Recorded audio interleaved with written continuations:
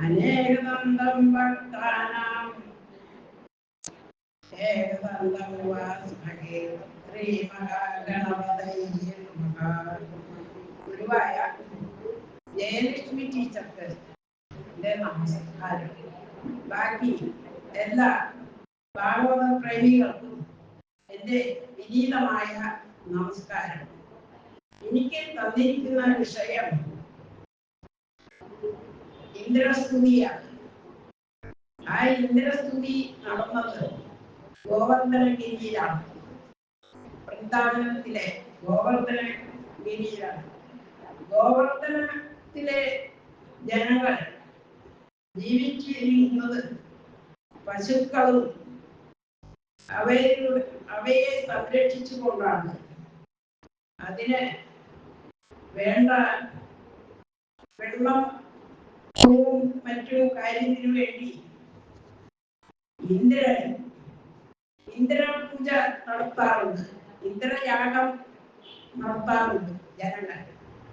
ഇന്ദ്രയാഗം നടത്തി കുറെ കാലം കഴിഞ്ഞപ്പോൾ കൃഷ്ണൻ അത് ഇന്ദ്രയാഗം തടഞ്ഞ് ഗോവർദ്ധനത്തിന് പൂജ ചെയ്തു.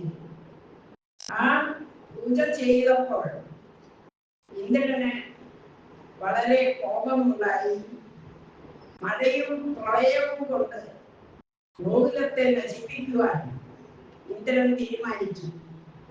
അങ്ങനെ പേമാരിയും എല്ലാം കൊണ്ട് ജനങ്ങൾ ബുദ്ധിമുട്ടിയപ്പോൾ ഒടുവിൽ കൃഷ്ണൻ തൻ്റെ ചെറുവിരൽ കൊണ്ട് ഗോവർദ്ധനത്തെ ഉയർത്തി അതിൽ എല്ലാ ജീവജാലങ്ങളെയും അതിൽ നിർത്തി രക്ഷിച്ചു. ഇന്ദ്രന് മനസ്സിലായി, തൻ്റെ തെറ്റുകൾ മനസ്സിലായി, തൻ്റെ ദുരഹങ്കാരം അവിടെ അവസാനിപ്പിച്ചു. അത് കഴിഞ്ഞ് കൃഷ്ണനോട് മാപ്പ് അപേക്ഷിച്ചു. കൃഷ്ണൻ മാപ്പ് കൊടുക്കുവാൻ ആദ്യമൊന്നും തയ്യാറായില്ല. കുറെ കരഞ്ഞ് അപേക്ഷിച്ചിട്ടും കൃഷ്ണൻ മാപ്പ് കൊടുത്തില്ല. ഒടുവിൽ നാരദന്റെ സഹായം തേടി നാരദനോട് ചോദിച്ചു. നാരദൻ പറഞ്ഞു, സുരഭിമായോട് പറയാൻ.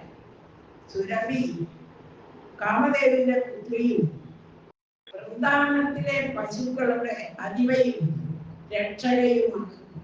അതുകൊണ്ട് തന്നെ ശ്രീകൃഷ്ണന് സുരഭിയെ വളരെ ഇഷ്ടമാണ്, ഗോമാതാവിനെ. അതുകൊണ്ട് ആ അപേക്ഷ സ്വീകരിച്ചു. ആ സ്വീകരിച്ച മാത്രയിൽ ഇന്ദ്രൻ ഐരാവതത്തിനോട് ദേവലോകത്തു നിന്ന് തീർത്ഥജലം കൊണ്ടുവരാൻ പറഞ്ഞു.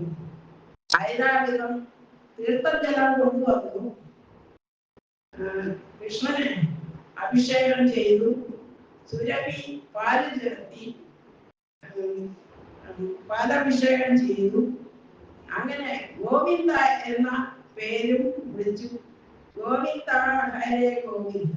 അത് കഴിഞ്ഞ് ഇന്ദ്രൻ തൻ്റെ സ്വർണ്ണകിരീടം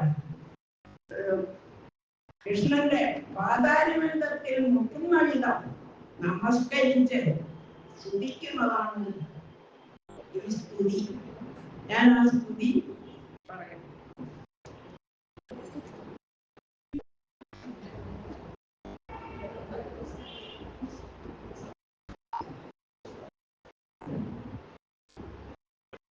വിശുദ്ധസത്വം തവ ധാമശാന്തം തപോമയം ദോസ്തരജസ്തമാസ്കം മായാമയോയം ഗുണസംപ്രവാഹോ ന വിദ്യതേ ഗ്രഹണാനുബന്ധഃ കുതോത്കുതത്തെ തവ ഈശ തത്കൃതാത്വായോ ബാധയോ യേ മുദലിംഗഭാവാഃ തദവിദണ്ഡം ഭഗവാൻ വിവർത്തി ധർമ്മസ്യ ഗോപ്തൈഖല നിഗ്രഹായ പിതാ ഗുരുസ്തം ജഗദാമദീ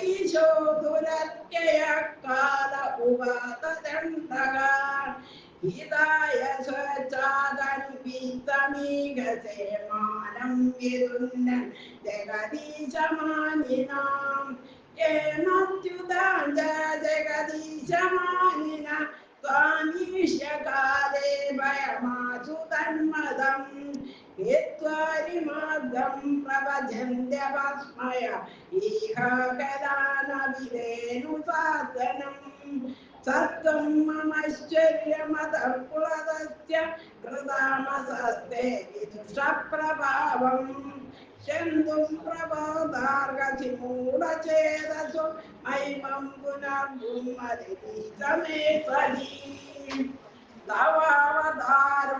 तवावतारोऽयमदोषजेह स्वयंवराणां गुरुभारजन्मनां समुपदीनाम भवाय देव भवाय युष्मत्करणानुवर्तिनां नमस्तुभ्यं भगवाय पुरुषाय महात्मने वासुदेवाय कृष्णाय साधुतां पदये नमः स्वच्छन्दोपात्तदेहाय विशुद्धज्ञानमूर्तये सर्वस्मै सर्वबीजाय सर्वभूतात्मने नमः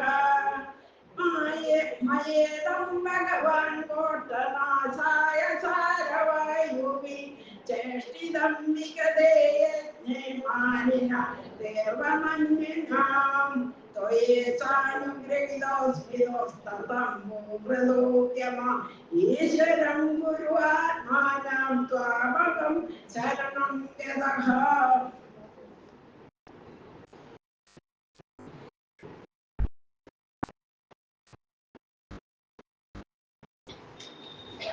വിശുദ്ധ തത്വം തവതാമസമന്തം തപോമയം ധ്വസ്ത രജത്തമർക്കം മായാമയ ഗുണ സമ്പ്രഭാവോ ന വിദ്യതയെ ഗ്രഹണാനുവർത്തക ഇന്ദ്രൻ പറഞ്ഞു അങ്ങയുടെ ശാന്തമായ വാസസ്ഥലം ശുദ്ധതയുടെ തത്വമാണ് അത് തപസ് തമസ്സുകളാൽ ഇല്ലാത്തതും ആണ് അങ്ങയുടെ മായയിലും അജ്ഞാനത്തിലും നിന്നും ഉറവെടുക്കുന്ന ഭൗതിക പ്രകൃതിയുടെ ത്രിഗുണങ്ങളാകുന്ന മഹാപ്രഭാവങ്ങൾ അങ്ങയിൽ ഉണ്ടാക്കുകയില്ല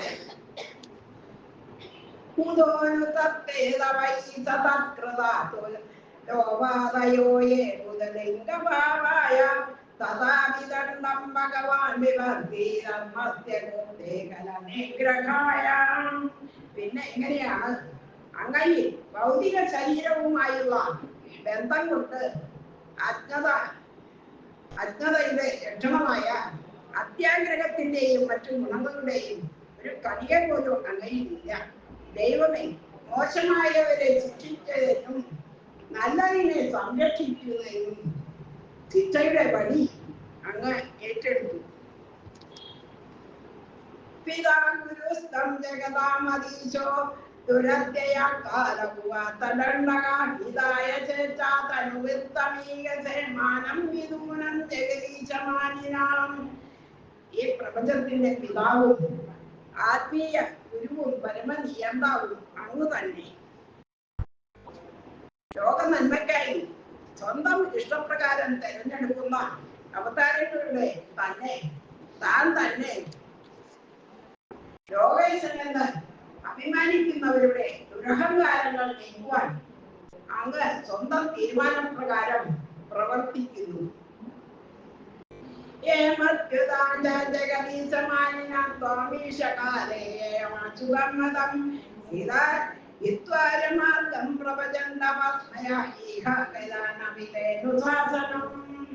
താൻ തന്നെ പ്രപഞ്ചത്തിന്റെ ഈശ്വരനാണ് അഹങ്കരിക്കുന്ന എന്നെ പോലെയുള്ള കുട്ടികൾ പോലും നിന്നെ കാണുമ്പോൾ വളരെ വേഗത്തിൽ അഹങ്കാരത്തിൽ നിന്ന് പിന്മാറുന്നു കാരണം നീ അഹങ്കാരമില്ലാത്ത സമാധാനപരമായി അപകടങ്ങളെ നേരിടുന്നു ദുഷ്ടന്മാരെ പോലും സാധിച്ച് നന്നാക്കാനായി മാത്രമാണ് അങ്ങ് അവരെ ശിക്ഷിക്കുന്നത്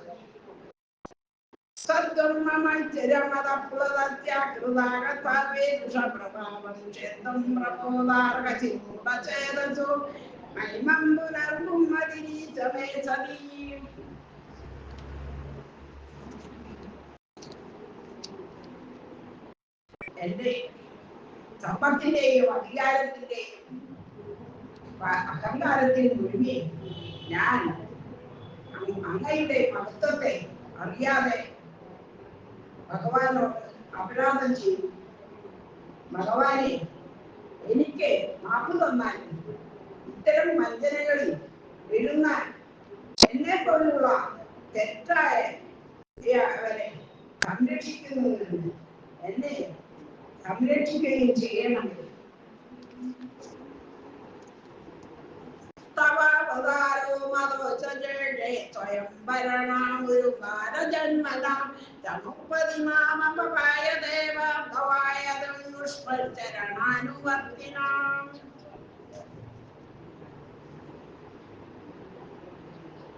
ദൈവമേ, ഹേ പുരുഷ, അല്ലയോ മഹാനായ പരമ ദിവ്യോത്തമ പുരുഷനും മഹാത്മാവ ഏവരുടെയും ഉള്ളിൽ കുടികൊള്ളുന്നവനുമായ അങ്ങേക്ക് നമസ്കാരം. യദുവംശനാഥനായ അല്ലയോ കൃഷ്ണ, അങ്ങയെ ഞാൻ പ്രണമിക്കുന്നു. നമസ്തുഭ്യം ഭഗവതേ പുരുഷായ മഹാത്മനെ വാസുദേവായ കൃഷ്ണായ സാധുദാംപതയേ നമഃ. സച്ഛന്തോ വാർത്തവിവേകായ വിശുദ്ധജ്ഞാനമൂർത്തയേ സർവജ്ഞേ സർവബീജായ സർവഭൂതാത്മനേ നമഃ.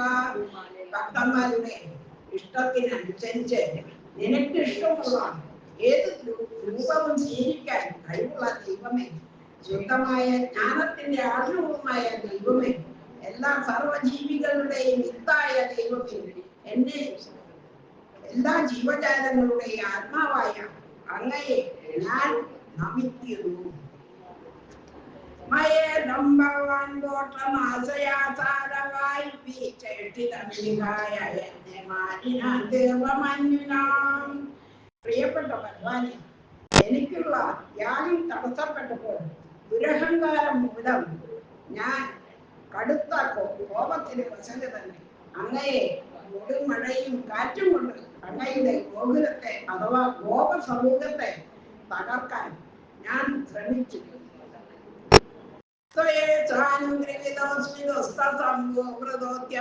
ഈശ്വരം ഗുരുവാത്മാനം ത്വാമഹം ശരണം യതകാം.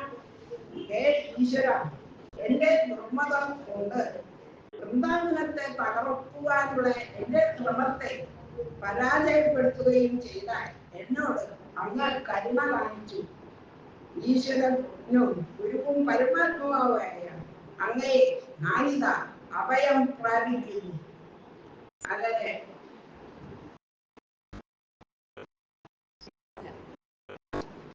അങ്ങനെ ഇന്ദ്രന്റെ ദുരഹങ്കാരമെല്ലാം മാറി ഇന്ദ്രനെ കൃഷ്ണൻ ക്ഷണിച്ചു. ദുരഹങ്കാരം മാറിയെങ്കിലും മുഴുവൻ മാറിയിട്ടൊന്നുമില്ല. അത് ഈ ദശകത്തിൽ തന്നെ പാരിജാത പുഷ്പം കൊള്ളാമപ്പോ പറിച്ചപ്പോ അപ്പോഴും ഭഗവാനോട് ദേഷ്യപ്പെട്ടു. ഇപ്പോൾ പേടിച്ചുകൊണ്ടാണ്, ഭക്തി കൊണ്ടല്ല ഇന്ദ്രൻ കൃഷ്ണനോട് കൃഷ്ണൻ ക്ഷണിച്ചതും ഇന്ദ്രൻ മാപ്പ് അപേക്ഷിച്ചതും. ഇന്ദ്രന്റെ അഹങ്കാരം മുഴുവനും വിട്ടിട്ടൊന്നുമില്ല. പിന്നെ ഞാൻ ഒരു കഥയെ കൂടി ഇതിൽ ഉൾക്കൊള്ളിക്കാൻ ഉദ്ദേശിക്കുന്നു. നാരദന്റെ അഹങ്കാരം മാറ്റിയത്. നാരദൻ പണ്ട് കൃഷ്ണന്റെ അടുത്ത് ചെന്നു.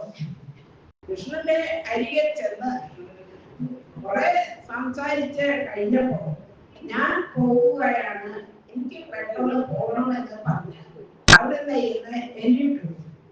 എണീറ്റപ്പോ കൃഷ്ണൻ ചോദിച്ചു, എന്താ നാരദ ഇത്ര തിരക്ക് പോകുന്നത്? അപ്പോ പറഞ്ഞു, എനിക്ക് എന്റെ ഗാനം കേൾക്കാൻ ദേവതന്മാരും അപ്സരസുകളും ഗന്ധർവന്മാരും അവിടെ കാത്തു നിൽക്കുകയാണ്. അതുകൊണ്ട് എനിക്ക് പോകണം എന്ന് പറഞ്ഞു. അപ്പോൾ പറഞ്ഞു, കൃഷ്ണൻ ചോദിച്ചു, എന്നാൽ എന്താ മഹാദേവനും ദേവിക്കും ഈ ഗാനം കേൾപ്പിച്ചില്ലേ അങ്ങ്? അപ്പോ നാരദൻ പറഞ്ഞു, അത് ചെയ്തില്ല. അതെന്താണ് ചെയ്തേ? അത് വളരെ മോശമായി എന്ന് കൃഷ്ണൻ പറഞ്ഞു. അപ്പോൾ നാരദൻ പറഞ്ഞു, മഹാദേവനെ കേൾപ്പിക്കാം എന്ന് പറഞ്ഞു. കൃഷ്ണൻ പറഞ്ഞപ്പോ, നിർബന്ധിച്ച് പറഞ്ഞപ്പോ നാരദൻ കേട്ടു. കുറച്ച് അഹങ്കാരം ഉണ്ടായിരുന്നു. അങ്ങനെ പോകാൻ തീരുമാനിച്ചു. മഹാദേവനെ ഗാനം കേൾപ്പിക്കാൻ പോകാൻ തീരുമാനിച്ചു. അങ്ങനെ പോയിക്കൊണ്ടിരിക്കുമ്പോൾ കൃഷ്ണനോട് വിളിച്ചു കൃഷ്ണൻ. അപ്പോൾ കൃഷ്ണൻ പുഞ്ചിരിച്ച് ചോദിച്ചു, ഞാനും വരണം? അങ്ങ് വരൂ. അപ്പൊ കൂട്ടിനെ കുറെ വിളിച്ചു കൊണ്ടുപോയി. അങ്ങനെ കുറെ നാളൊന്ന് പോയപ്പോ ഒരു അരുവിയുടെ അടുത്ത് ചെന്നു. സദസ്സിന്റെ അവിടെ കുറെ സുന്ദരിമാരെ കുളിക്കുന്നത് കണ്ടു. അങ്ങനെ കുറെ കുളിക്കുന്നത് കണ്ടപ്പോൾ അവിടെ അവര് കുറച്ച് നോക്കി നിന്ന് കഴിഞ്ഞപ്പോ ഈ നാരദൻ നോക്കിയപ്പോ എല്ലാ സുന്ദരിമാരും നല്ലതാണ്. പക്ഷെ എല്ലാവർക്കും ഒരേ വൈകല്യമുണ്ട്. ചിലവർക്ക് കണ്ണില്ല, ചിലവർക്ക് മൂക്കില്ല, കാലില്ല, അങ്ങനെ പല വൈകല്യങ്ങൾ. അപ്പൊ കൃഷ്ണനോട് ചോദിച്ചു, എന്താ ഇതിന് കാരണം? അപ്പോ കൃഷ്ണൻ പുഞ്ചിരിച്ച് ചോദിച്ചു, അത് അവരോട് തന്നെ ചോദിക്കൂ എന്ന് പറഞ്ഞു. അപ്പോ നാരദൻ ചെന്ന് ചോദിച്ചു അവരോട് ചെന്ന് ചോദിച്ചപ്പോൾ അവർ പറഞ്ഞു, അത് ആ യുവതികൾ പറഞ്ഞു, കല്യാണി, മോഹനം, സിന്ധു ഭൈരവി, പുരുഷരാഗം എന്നിങ്ങനെയുള്ള രാഗണിമാരായിരുന്നു അവർ. അപ്പോൾ അവരോട് ചോദിച്ചപ്പോൾ അവർ പറഞ്ഞു, നാരദൻ എന്നൊരു മഹാമുനി ശുദ്ധമായ രാഗങ്ങളെല്ലാം വികലമാക്കി ലോകാലോകങ്ങൾ പാടി നടക്കയാൽ ഈ ഗതി ഞങ്ങൾക്ക് വന്നു. പതിഞ്ഞ ശബ്ദത്തിൽ പറഞ്ഞു. നാരദൻ വളരെ ഭക്തനായി പോയി. അയാൾ ഭയങ്കര വിഷമമായി. ഞാൻ പാടി നടന്നിട്ടാണല്ലോ ഇത് ഇതിലേക്ക് വന്നത് എന്ന് പറഞ്ഞു. ദുഃഖഭാരം കൂടുതലായപ്പോൾ മഹർഷിയുടെ കണ്ണുകൾ നിറഞ്ഞു. കൃഷ്ണനെ ഒന്ന് നോക്കി. കൃഷ്ണൻ മിണ്ടാതെ നിന്നു. അത് കഴിഞ്ഞ് കൃഷ്ണൻ പറഞ്ഞു, ഇത്തരമൊരു സാഹചര്യത്തിൽ മഹാദേവൻ അങ്ങയെ കൈവിടില്ല. മഹാദേവന്റെ പാട്ട് പാടാൻ തുടങ്ങി, സ്തുതിക്കാൻ പറഞ്ഞു. അങ്ങനെ മഹാദേവന്റെ സ്തുതികൾ ചൊല്ലി കുറെ കഴിഞ്ഞപ്പോൾ മഹാദേവൻ പ്രത്യക്ഷനായില്ല. തുതിച്ച് ആകെ തണുത്ത് ആള് ശബ്ദങ്ങളൊക്കെ പോയി വളരെ ക്ഷീണിതനായി കഴിഞ്ഞു. കുറെ കഴിഞ്ഞപ്പോൾ മഹാദേവൻ പ്രത്യക്ഷപ്പെട്ടു. മഹാദേവൻ പ്രത്യക്ഷപ്പെട്ടപ്പോൾ നാരദന് സന്തോഷമായി. അങ്ങനെ മഹാദേവൻ പ്രത്യക്ഷപ്പെട്ട് രുദ്രവീണ എന്ന ഒരു വീണ കൊടുത്തു നാരദന്. ആ രുദ്രവീണ കൊണ്ട് പാടി ഒരു പ്രയാഗ എന്ന സ്ഥലത്തിരുന്ന് പാടി കഴിഞ്ഞപ്പോൾ എല്ലാ അഹങ്കാരങ്ങളും ഒലിച്ച് പോയി. ഇപ്പോഴും ആ ശില പ്രയാഗയിലും ഉണ്ട്. അങ്ങനെ ഭക്തി കൊണ്ടുള്ള ജ്ഞാനെന്ന ഭാവത്തെക്കാൾ ഭക്തിയാണ് നാരദന് ഉണ്ടായത്. അതുകൊണ്ട് നാരദൻ രക്ഷപ്പെട്ടു. ഇതിന് നാരദന്റെ അഹങ്കാരവും കൃഷ്ണനിലൂടെ പരമേശ്വരൻ സാധിച്ചു കൊടുത്തു. ഇത്രയും പറഞ്ഞുകൊണ്ട് എന്റെ ഈ എളിയ പ്രഭാഷണം ഞാൻ നിർത്തുന്നു.